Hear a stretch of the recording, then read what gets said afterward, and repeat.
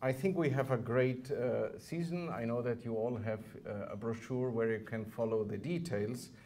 And it's very clearly the case that for the last couple of years, this orchestra, the level of the orchestra, together with the level of the organization, have been growing. And the orchestra these days plays brilliantly.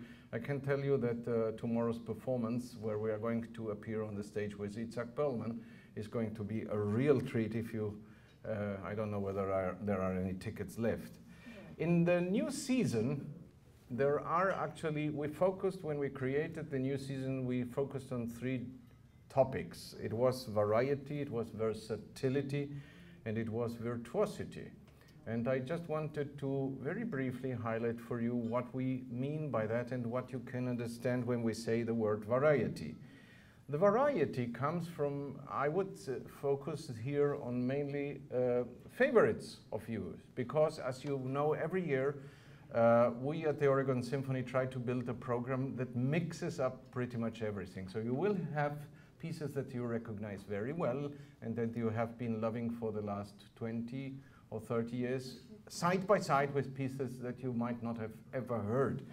So our variety is comprised on pieces like Beethoven's Emperor Concerto, Copland's Symphony No. 3, which is very well known in our country because of the fanfare for the common man. Tchaikovsky's Pathetique will be played by us. Schubert's Unfinished Symphony No. 8 in a very special program and in a very specific setup. But we also have pieces like The Pines of Rome, and interesting, maybe to you, that we put on the variety section of the well-known side of pieces, we put Britain's War Requiem. Now, if you have not had the pleasure of having ever heard the Britain's War Requiem, I tell you that this is one of the many concerts you absolutely should not miss. First of all, it will be, 2013 will be Benjamin Britten's year. Secondly, the Britain's War Requiem is undoubtedly one of the best pieces that have been written in the 20th century. And last but not least, thinking even about the conjunction with our Spring for Music program that was so wildly successful, as we always heard, that was a program mainly about war. And there was even a Britain piece in it. Well, if we think about war and what war does and what war means, Benjamin Britten, who was a pacifist, wrote a piece at the end of World War II that was then premiered in the destroyed Cathedral of Coventry in England, and that is actually the normal Latin text together with other poetry. And I think this is, amongst all requiems that have been written in the history of music, probably the most meaningful as far as it can touch all of our souls. And I know that you have heard me speak over and over that I want the Oregon Symphony to touch every Oregonian's souls. And now that we are again, with the help of 89.9 on the air, and that we are already recording our 2nd CD, I know that we are going to touch everybody's souls beyond the borders of Oregon. We have, in terms of versatility, I want to mention just a few which point out, let's say, what we could call spicy additions.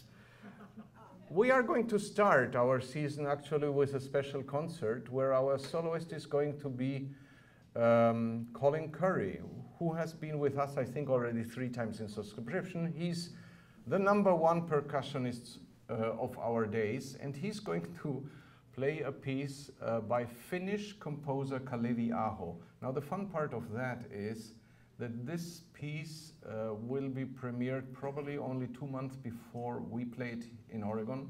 We have the US premiere of the piece, and I can't really tell you much further because the piece is being written as I stand in front of you. The only thing I can tell you, because I just was with Colin in Madrid, and he was my soloist there, and he told me the Kalevi Aho piece, he said, it's a big piece of music, and he said it's, because you know how it works, the composer always sends his stuff as soon as he writes it to the soloists for review. And he said that the Kalevi Aho piece is working magnificently, and he can already foresee that it will be a fantastic thing to play for us in Oregon. And by the way, on the same program are the Pines of Rome. Then we have The Night on the Bald Mountain by Modest Mussorgsky. However, in terms of versatility and spicy additions, we are going to play the original version, which ends considerably different than what we all know. We have a violin concerto by French composer Henri Dutilleux.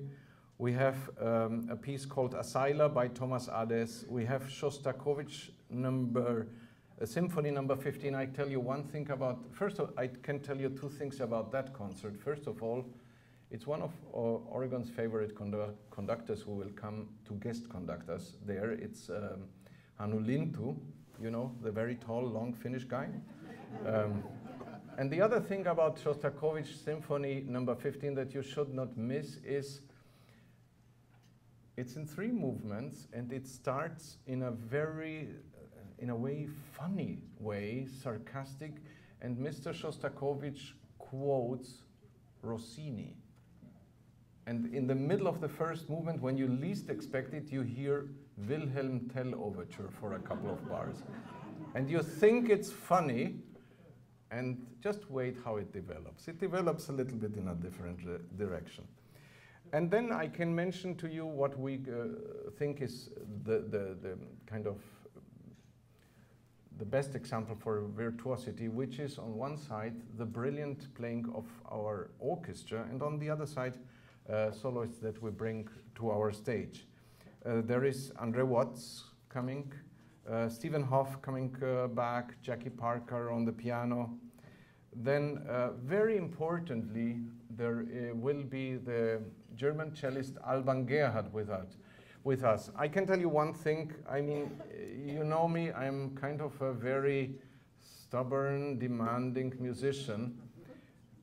Ever since I started working with Alban Gerhard, which was around the year 1997, if I get it right, I think of all the times I've conducted a cello concerto, there was only one event where there was somebody else than Alban Gerhard. I love this guy so much, and his playing is so brilliant that we at the Oregon Symphony decided to ask Alban to accept, and he did. So he's being named our artist in residence for the next 3 years.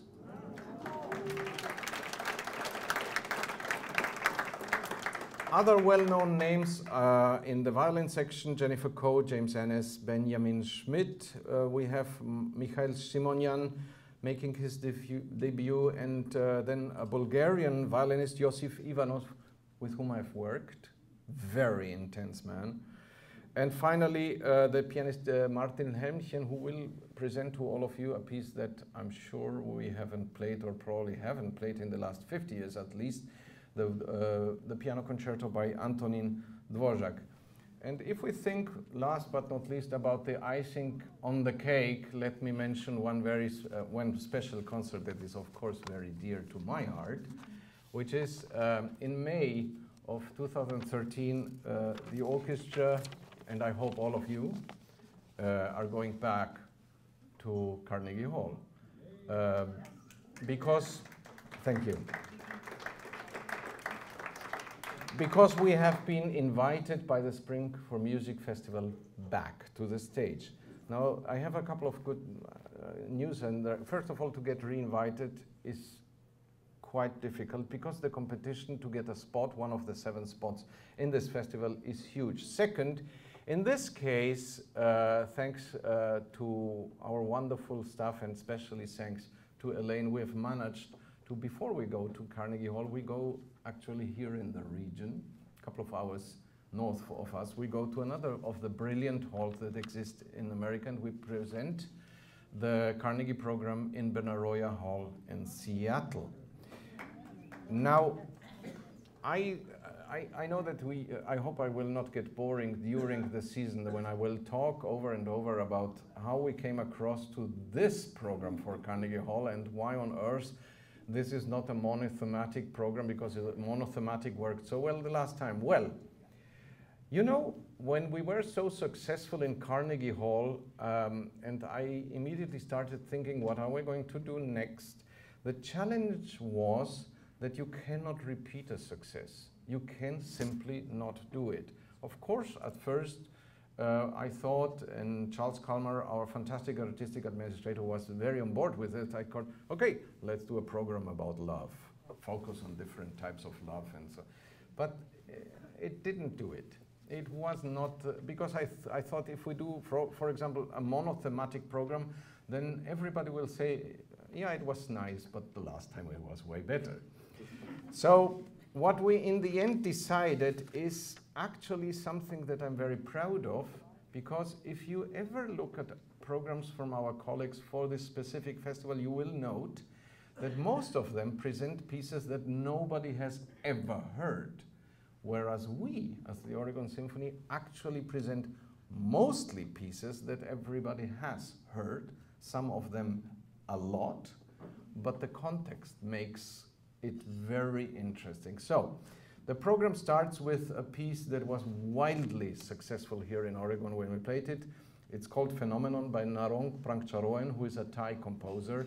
I know that he rocked the house when he was here.